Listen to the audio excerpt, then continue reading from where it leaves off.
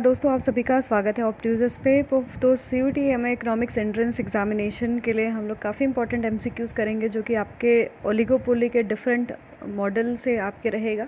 Basically जो duopoly के models है और ये इनपरफेक्ट कंपटीशन के जो है अंदर आएगा सारा। ठीक है, तो हम इसको देखेंगे इन डिटेल। अगर आप फर्स्ट टाइम चैनल विजिट करोगे सब्सक्राइब कर लीजिएगा, बेल आइकन प्रेस करना नहीं भूलेगा।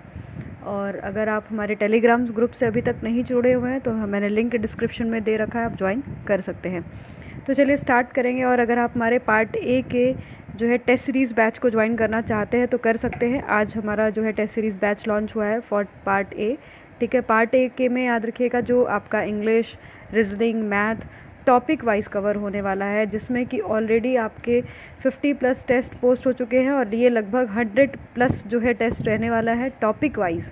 ठीक है, पार्ट ए का इंग्लिश और रीजनिंग, ठीक है, आपके मेंटल एबिलिटी, ये सारे, और 150 रुपीज़ में ही सिर्फ ये अवेलेबल है आप सभी के लिए टेस्ट। तो ज़रूर ज्वाइन करिएगा। बहुत सारे लॉट्स ऑफ क्वेश्चन होंगे, प्रैक्टिस मिलेगा, करंट अफेयर भी इसमें आपको मिल जाएगा। ठीक है, तो ये टेस्ट सीरीज़ आपके लिए इंपॉर्टेंट रहेगी, पार्ट ए वाली, ज़रूर ज्वाइन करिएगा। ठीक है, जो डिस्क्रिप्शन में नंबर दिया उस पर कॉन्टैक्ट कर लीजिएगा। तो चलिए देखेंगे MCQ को। At equilibrium point Bertrand duopoly model two seller. तो आपके अगर हम बात करें डुओपोली मॉडल के अंतर्गत जो बर्ट्रेंड का डुओपोली मॉडल है उसमें क्या इक्विलिब्रियम जो है पॉइंट बनता है। तो पहला ऑप्शन आपका दिया हुआ है individual profit is maximum butt joint profit is not. Second one is individual profit is not maximum, joint profit is, second one is both profit are maximum and neither individual profit nor joint profit is maximum. First of all याद रखिएगा कि जो Bertrand का model था, जब हम oligopoly model को पढ़ते हैं तो वहाँ पर हम ओलिगोपोली देखते हैं तो इंटरडिपेंडेंस पाया जाता है फर्म का।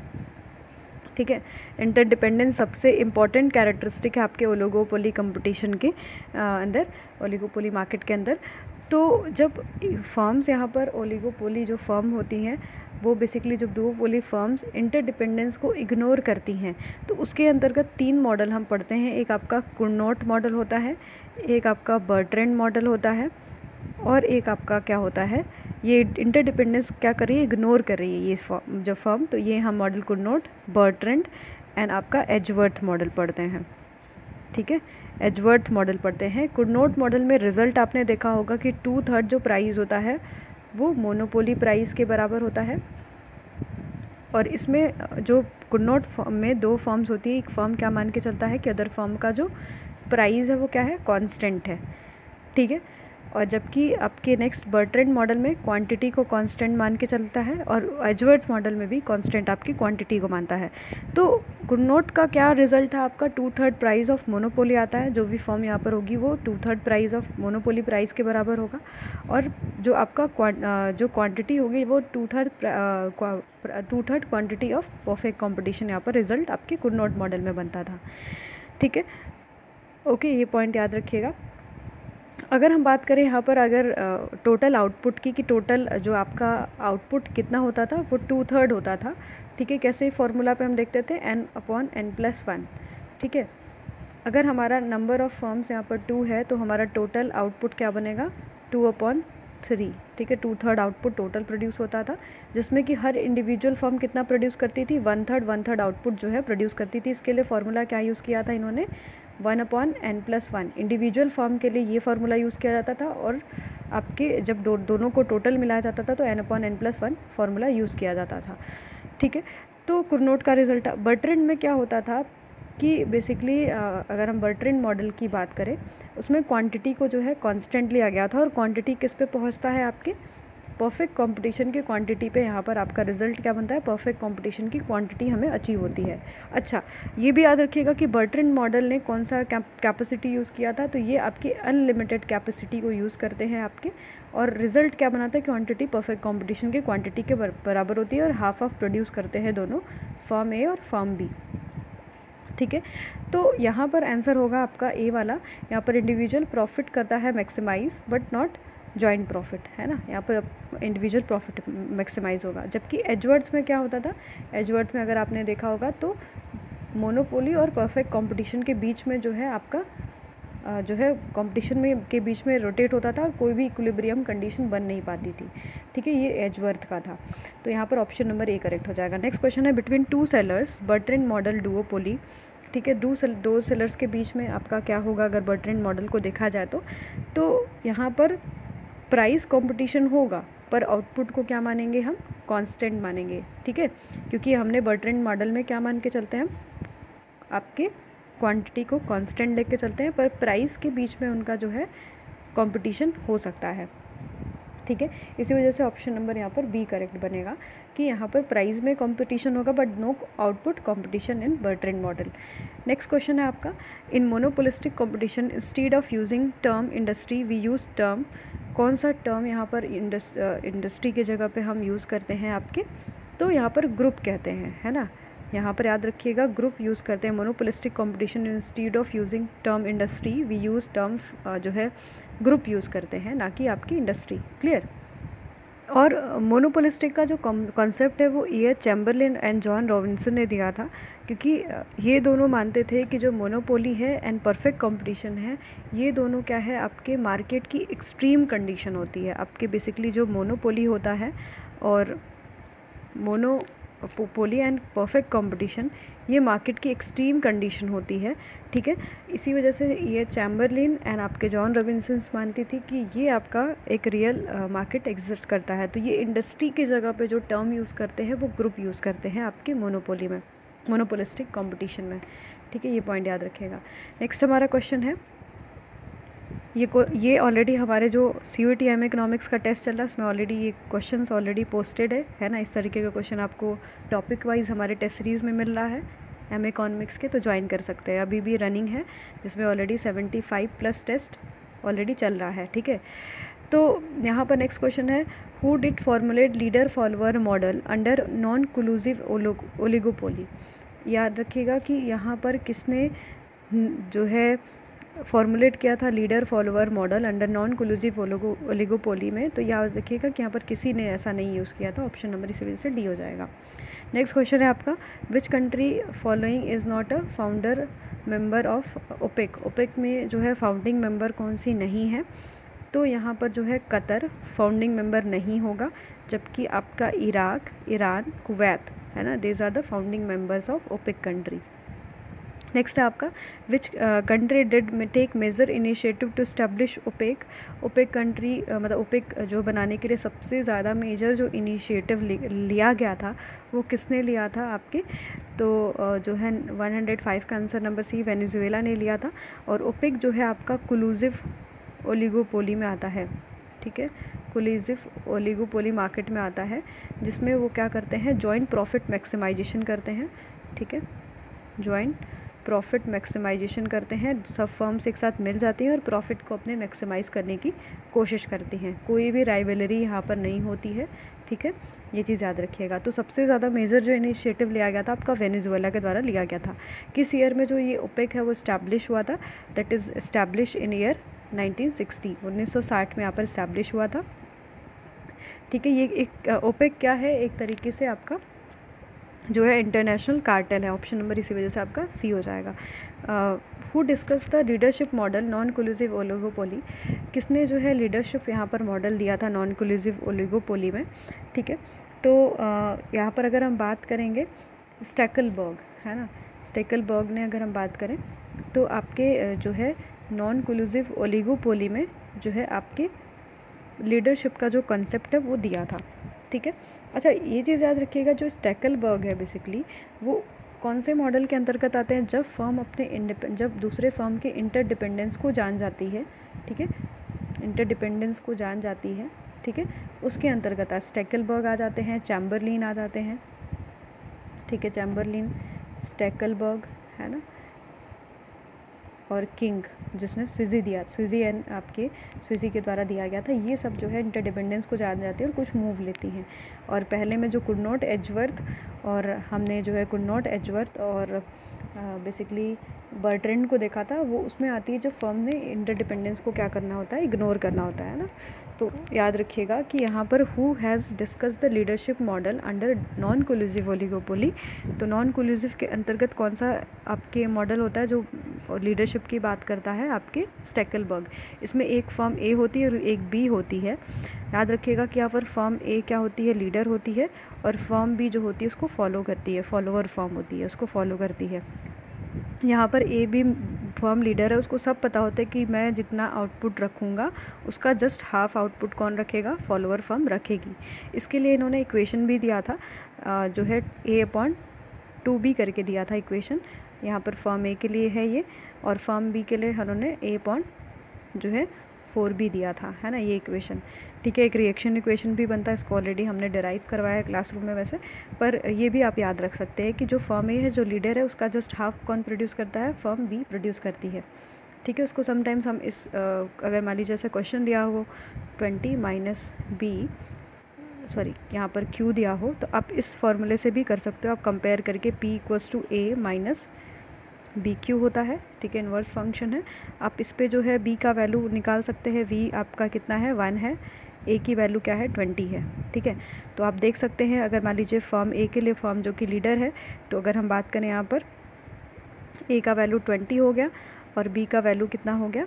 यहाँ पर 1 हो गया। तो यहाँ पर हमारे फर्म A जो है 10 यूनिट प्रोड्यूस कर रही है। फर्म B के लिए आप ये फार्मूला यूज़ कर सकते हैं। A का वैल्यू हमारा कितना है? A का वैल्यू 20 है, 4 इंटू एक B का वैल्यू 1 था, है ना। इस इक्वेशन से हम डिराइव कर रहे थे इसको, और इसने हमें ये सब वैल्यूज़ कंपेयर किया।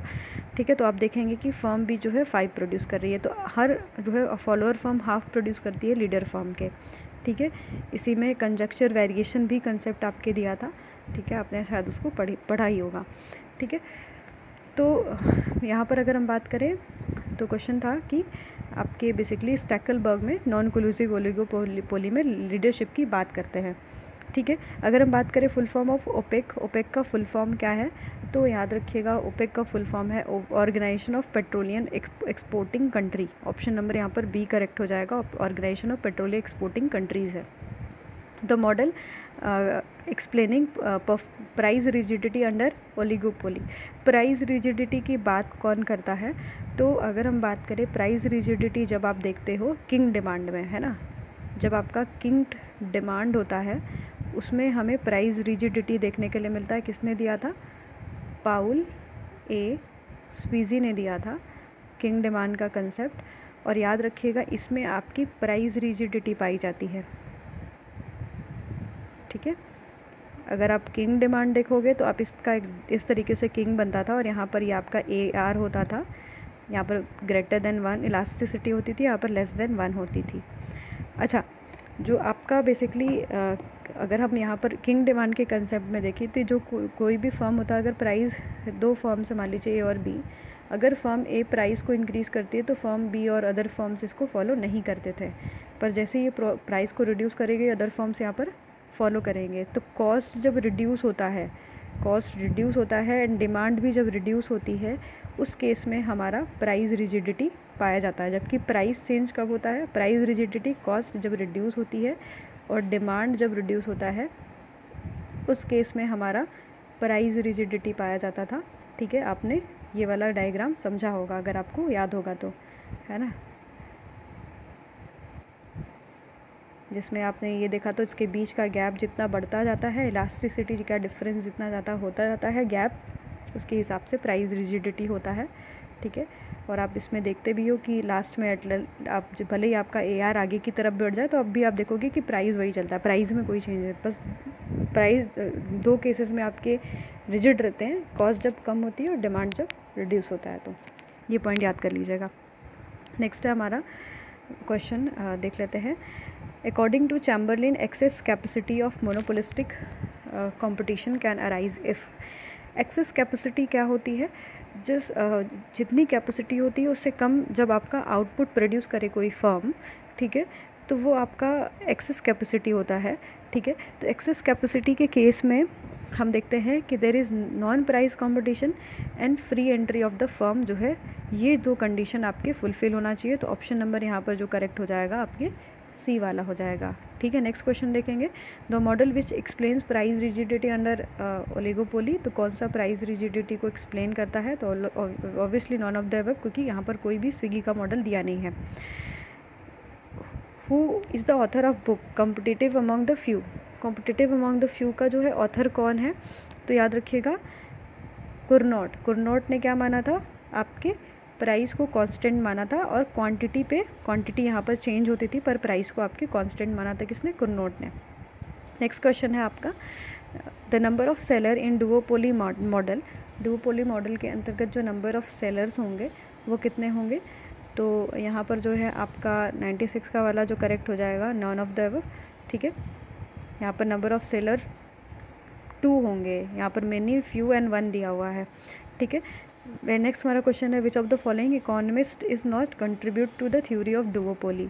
डुओपोली के थ्योरी में जो है कोई भी कंट्रीब्यूशन नहीं है इस आपके इकोनॉमिस्ट का। ठीक है, तो बात करें डुओपोली के थ्योरी में तो चैम्बरलिन आते हैं। ठीक है, आपके स्टेकलबर्ग एंड चैम्बरलिन का एक थ्योरी जो है एक में आता है, क्योंकि ये क्या करते हैं, आपके इंटरडिपेंडेंस को इग्नोर नहीं करते हैं। ठीक है, और कुछ स्टेप लेने की बात करते हैं। ठीक है, अब चैम्बरलिन को पढ़ोगे तो चैम्बरलिन का रिजल्ट क्या बना था? मोनोपोली प्राइस चार्ज करता था फर्म, और मोनोपोली क्वांटिटी, है ना, मोनोपोली क्वांटिटी प्राइस करता था। तो यहाँ पर समटाइम्स कहा जाता है कि ठीक है डुओपोली में नहीं आता, बट सारे मॉडल्स जो है डुओपोली के ही है। बर्ट्रैंड और एजवर्थ एक में आते हैं, जब इंटरडिपेंडेंस को ये दोनों इग्नोर करते हैं, और ये दोनों इंटरडिपेंडेंस को इग्नोर नहीं करते, कुछ मूव लेते हैं। ठीक है, ये चीज़ याद रखिएगा। और लीडरशिप की बात कौन करता है? स्टेकलबर्ग। नेक्स्ट हमारा king demand curve model oligopoly has been given by, किसने दिया था? तो किंग डिमांड जो है पाउल ए स्वीजी के द्वारा दिया गया था, ये पॉइंट याद रखिएगा। नेक्स्ट हमारा the model of kinked demand curve Sweezy is, आपका किस में आ जाएगा ये 93 का? तो याद रखिएगा नॉन कोलूसिव ओलिगोपोली मॉडल में ये आपके आ जाता है। ऑप्शन नंबर ए यहाँ पर करेक्ट हो जाएगा। The modification from Sweezy kinked demand curve model has been given by, तो किसने दिया था आपके मॉडिफिकेशन इन स्वीजी के जो है आपके बेसिकली किंग डिमांड में? तो हॉल एंड हिच ने दिया था। ऑप्शन नंबर यहाँ पर सी बन जाएगा। The theory of monopolistic competition was discussed by, theory of monopolistic कौन जो है डिस्कस करता है आपके? तो यहाँ पर याद रखिएगा कि नन ऑफ द अबव, यहाँ पर कोई भी नहीं करता है। ठीक है, ये आपके डेविड रिकार्डो ने कंपैरेटिव एडवांटेज दिया है। ठीक है, कंपैरेटिव, और जो है आपके स्मिथ ने जो है एब्सोल्यूट एडवांटेज थ्योरी दिया है। ठीक है, अगर हम बात करें मार्शल की, तो मार्शल का काफ़ी कंट्रीब्यूशन है आपके पूरे जो है माइक्रो में। बेसिकली आप जो है law of diminishing marginal utility का जो कंसेप्ट है वो मार्शल से ही आपका आता है, लॉ ऑफ वेरिएबल प्रोपोर्शन, ये सारी चीज़ें, है ना। तो ये जो है कुछ इंपॉर्टेंट क्वेश्चन रहे थे। अच्छा, और कुछ देख लेते हैं। तो एमए इकोनॉमिक्स के लिए ये मॉक हमारा ऑलरेडी चल रहा है, जिसमें कि 2500 MCQs कवर होने वाले हैं। 350 रुपीज़ में अवेलेबल है। इस नंबर पर कांटेक्ट कर लीजिएगा। ऑलरेडी 75 टेस्ट रनिंग है, जिसमें कि 90 टेस्ट हम लोग और भी अभी अवेलेबल करवाएंगे, और इसमें कुछ आपके फुल फ्लेज एग्जाम बेस्ड भी टेस्ट आपको मिल जाएंगे। इंग्लिश मीडियम रहेगा, टॉपिक वाइज रहेगा। पिछले साल इसी हमारे टेस्ट से फर्स्ट रैंक ऑल इंडिया और आपके जो है सेकेंड और 15th रैंक भी आपके मिला था। तो आप लोग ज़रूर ज्वाइन करिएगा, बहुत हेल्पफुल रहेगा आपके तैयारी के लिए ये बैच। ठीक है, और ज्वाइन करिएगा, बहुत मिनिमम प्राइस में अवेलेबल हो सकता है, क्योंकि अभी नंबर ऑफ़ जो है टेस्ट बढ़ेंगे तो प्राइस आपके राइज़ करते हुए भी दिखेगा। तो ज़रूर से ज्वाइन कर लीजिएगा। क्लियर। और पार्ट ए के लिए भी हमारा मॉक टेस्ट लॉन्च हो चुका है, जिसमें कि 100+ आपको MCQ मिलने वाले हैं, वो भी topic wise, English, general ability, है ना, अवेयरनेस, मैथमेटिक्स, क्वांट, सबके 150 रुपीज़ में। इस नंबर पे कांटेक्ट कर लीजिएगा।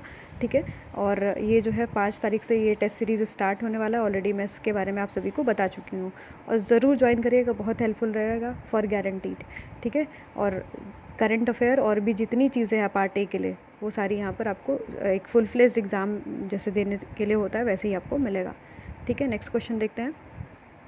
नेक्स्ट क्वेश्चन है, which of the following pair is a wrong in equilibrium, कौन सा यहाँ पर रॉन्ग दिख रहा है?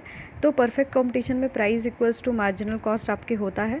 ठीक है, आपको ये केस पता होगा, AR equals to MR equals to आपके प्राइस, यही हमारी डिमांड कर्व होती है, और मार्जिनल रेवेन्यू कॉस्ट जो है यहाँ से कट करके जाता है, और यहीं पर से आपका एवरेज। ठीक है, तो ये तो आपका हो सकता है। ठीक है। नेक्स्ट आपका है price is greater than marginal cost. Most of the cases में मोनोपोली के ये होता है, ठीक है। नेक्स्ट आपका है marginal revenue is greater than marginal cost, तो ये आपका गलत है, ठीक है। मोनोपोली में हमें ऐसा केस नहीं देखने के लिए मिलता है बेसिकली, ठीक है, जहाँ पर marginal revenue is greater than marginal cost होता हुआ दिखे, ठीक है। नेक्स्ट अब आपका क्वेश्चन देखेंगे द करेक्ट स्टेटमेंट। आपका कौन सा करेक्ट स्टेटमेंट 89 में? तो perfect competition is a industry is formed all the firm producing homogeneous product, yes homogeneous product होता है।